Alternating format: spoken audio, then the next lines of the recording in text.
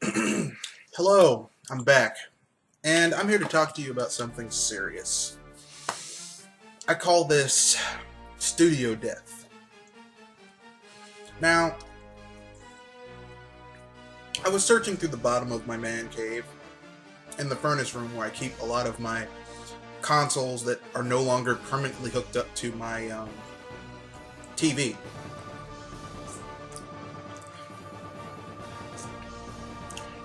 Because I have a new TV coming, and I need to make room. Because my old TV is like an HD TV, but it's the cusp of the HD TVs. So now, like the new TV that I'm having delivered next week is like, it's not going to have the type of ports where I can use any of my older stuff. So I'm like the specialty transponder that I have to use in order to hook up to this TV. Like, I'm gonna have to devote that to either my NES or my SNES or my N64.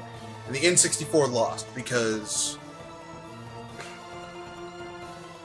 well, it was a coin toss, really. But while I was putting away some of my games underneath my crawl space in my furnace room, I came across two games that I have been playing. One of which I've been playing on Steam, and the other I've been playing, I had been playing for a little bit this Christmas just because I was bored. Both of these are made by a company that no longer exists, and that really pisses me off. But here we have Shadow Man. I don't know if you can see it. Shadow Man by Acclaim. Now, Acclaim was always one hit away from going under, but Shadow Man was a good game.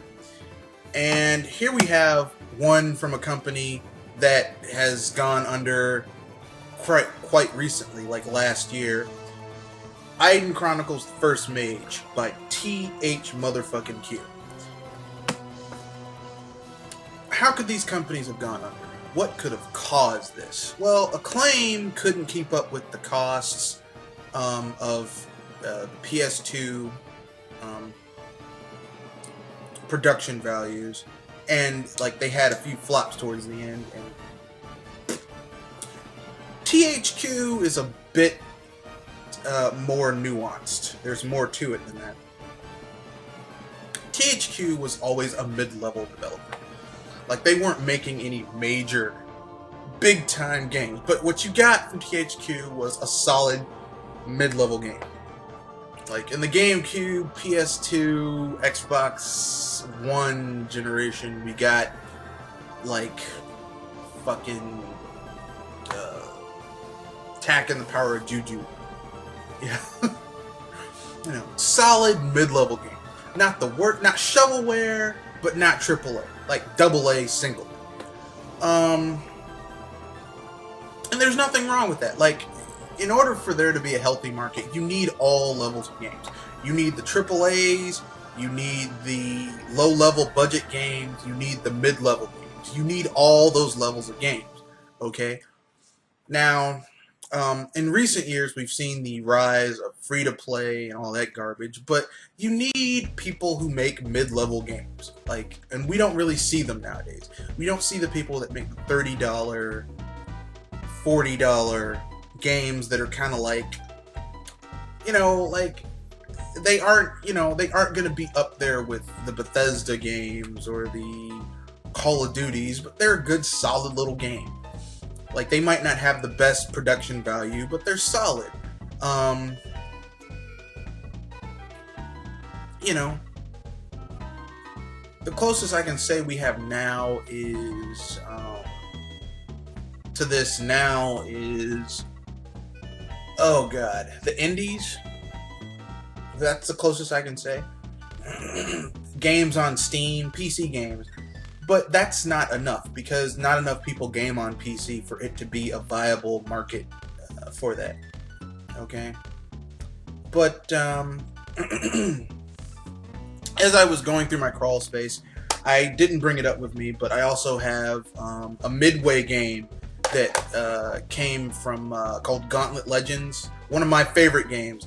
I can't tell you how many hours I spent with friends or by myself playing that game as the yellow special character unlocked, Jackal.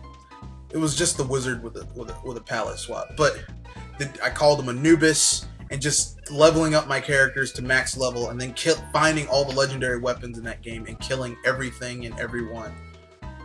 Oh, I had so much fun with that game. But anyway,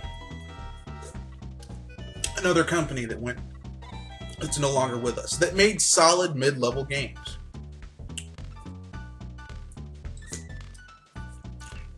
Acclaim released Extreme G 1, 2, and 3. I had 2. Actually, I still have 2. 2 is a great game. My favorite one. 3 I didn't like so much. 1 boring as hell, but 2 perfect. You know, THQ released some games that I liked playing. Believe it or not, Quest 64, THQ released that. You know, as we've lost these mid-level studios, things have gotten worse. I mean, there's no other way I can put it. It's gotten worse. We've lost that edge. We've lost that je ne sais quoi, that joie de vivre of the industry. Because the mid-level publishers kind of showed the big people that, you know, when they had a major hit, showed the big people you don't have to spend all this money, creativity matters. And now we don't have it. We have, you know, the big people and the indies, you know. And that kind of sucks. Because as I said, in order for there to be a healthy industry, you need all levels of products. Like, not every movie is going to be a major blockbuster, okay? Hollywood-wise. Not every song on a CD is going to be a major hit. You need all levels of, you know, music. You need all levels of movies. You need all levels of books. You know, you can't have just like hit. That saturates the market. And that's what we're reaching. We're reaching a saturation point. Too many first-person shooters. Too many quick money cash cash-ins. I mean, you know, no creativity. It's sad, but I see it coming. It's gonna happen. It's coming. It's coming. Well, this was just a little vid, just me talking, just memories of games from back in the day and studios that made them. Once again, I have another question-a-thon coming up. I'll try and get it up next week if I have enough questions. So any questions or topics you want me to cover for the question-a-thon coming up next week, description section below. I'll answer questions related to video games, entertainment. You can ask me personal questions, but I might or might not answer them. So no trolls, no trolling allowed. You guys have a good day.